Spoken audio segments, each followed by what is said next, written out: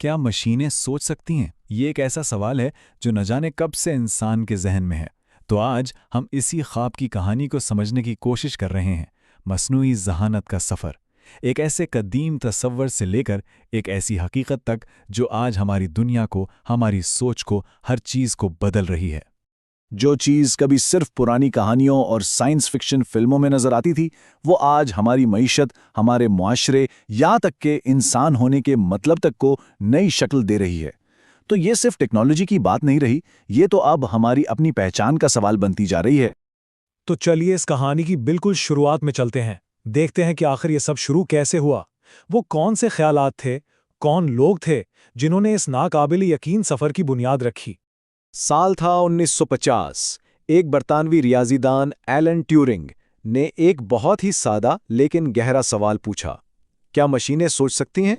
बस यही वो एक चिंगारी थी जिसने मसनूई ज़हानत के साइंसी सफ़र को एक नई दिशा दी और एक पूरी फील्ड की बुनियाद रख दी।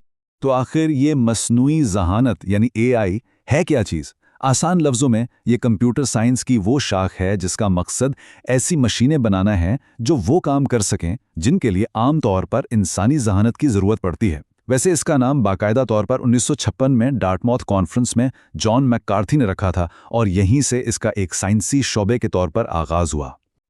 लेकिन एआई की तरक्की का यह सफर कोई सीधा साधा नहीं था। ये उम्मीदों, मायूसियों और फिर शानदार कामयाबियों से भरी एक दास्तान है। एक बहुत लंबा और परपेच रास्ता जिसने इस टेक्नोलॉजी को वो शक्ल दी जो आज हमारे सामने है। ये टाइमलाइन इसके उतार चढ़ाव को बहुत अच्छे से दिखाती है। देखें, 1956 में बड़े जोशो खरोश से आगाज तो हुआ, लेकिन फिर 70 और 80 की दहाइयों में एआई विंटर्स आ गए, यानी वो दौर जब टेक्नोलॉजी उम्मीदों पर पूरी नहीं उतर सकी और फंडिंग भी रुक गई। लेकिन फिर कामयाबियां मिलना शुरू हुईं। 1997 में आईबीएम के डीप ब्लू ने शतरंज के आलमी चैंपियन को शिकस्त दी और फिर 2016 में अल्फागो ने गो जैसा पेचीदा खेल जीतकर सबको हैरान कर दिया, क्योंकि ये सिर्फ हिसाब का नहीं बल्कि इंसानी विजदान का खेल समझा जाता था। इस दिन ये साबित हो गया कि मशीनें वाकई सीख सकती हैं।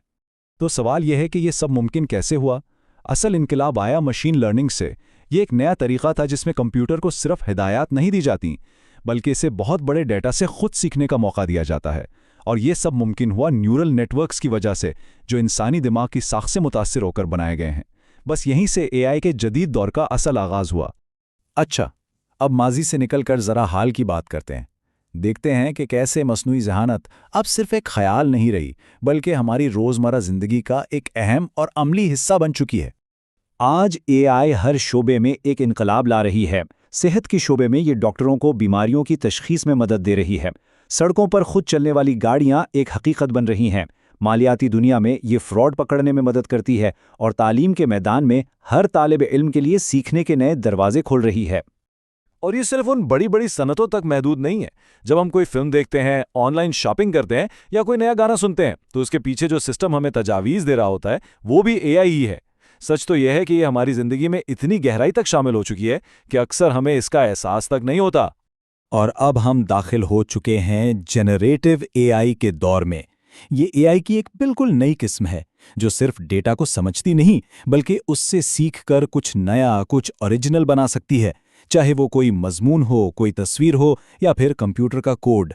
ये तख्लीकी सलाहियत वाकई एक बहुत बड़ी छलांग है। लेकिन इतनी बड़ी ताकत के साथ बड़े सवालात और चैलेंजेस भी सामने आते हैं। तो अब इन अहम इखलाकी मसाइल पर एक नज़र डालते हैं जिनका सामना आज एआई की वजह से पूरी दुनिया को है। एक बहुत अहम सवाल यह है कि हम एआई को इंसानी तास्सुबात विरसे में लेने से कैसे रोकें, क्योंकि एआई तो उसी डेटा से सीखती है जो हम उसे देते हैं, और अगर हमारे डेटा में तास्सुब है तो एआई ना सिर्फ उसे सीखेगी बल्कि उसे मजीद बढ़ावा भी दे सकती है। और फिर सवाल आता है मुलाजमतों का। जैसे जैसे एआई बहुत से काम खुद करने लगेगी तो इंसानी नौकरियों का मुस्तकबिल क्या होगा? ये एक हकीकी तशवीश है। लेकिन ये भी सच है कि टेक्नोलॉजी जहां कुछ काम ख़त्म करती है, वहीं हमारी सलाहियतों को बढ़ाकर नए मौके भी पैदा करती है। और फिर वो सबसे बड़ा सवाल, क्या कोई मशीन कभी इंसानी ज़हानत से भी आगे निकल सकती है? ये सवाल हमें आर्टिफिशियल जनरल इंटेलिजेंस यानी एजीआई के तस्वर की तरफ ले जाता है। उसके मुमकिना फ़ायदों और ख़तरों पर आज दुनिया भर के माहिरीन के दरमियान एक बहुत बड़ी बहस जारी है। तो अब आखिर में बात करते हैं आगे के रास्ते की, और इस बात की कि एआई के मुस्तकबिल को सिमत देने में हमारी क्या जिम्मेदारियां हैं। तो आगे का रास्ता क्या है? एक जिम्मेदार एआई के लिए हम सबको मिलकर काम करना होगा। हमें इसे महफूज और काबिल एतमाद बनाना है, उसके गलत इस्तेमाल को रोकना है, आवाम का एतमाद जीतना है, मुनसिफाना कानून बनाने हैं और हाँ, इसके माहौलियाती असरात पर भी काबू पाना है। सच पूछे तो एआई एक आईने की तरह है। ये हमारे इल्म, हमारी अक़दार और हमारी खामियों सब कुछ की अक्कासी करती है। इसलिए इस टेक्नोलॉजी को बनाना दरअसल खुद को समझने जैसा है। मसनूई जहानत की ये कहानी अभी खत्म नहीं हुई, ये अभी लिखी जा रही है और इसका अगला बाब किसी एक शख्स ने नहीं बल्कि हम सब ने मिलकर लिखना है। ये हमारा इज्तिमाई फैसला होगा जो हमारे आने वाले कल की शक्ल तय करेगा।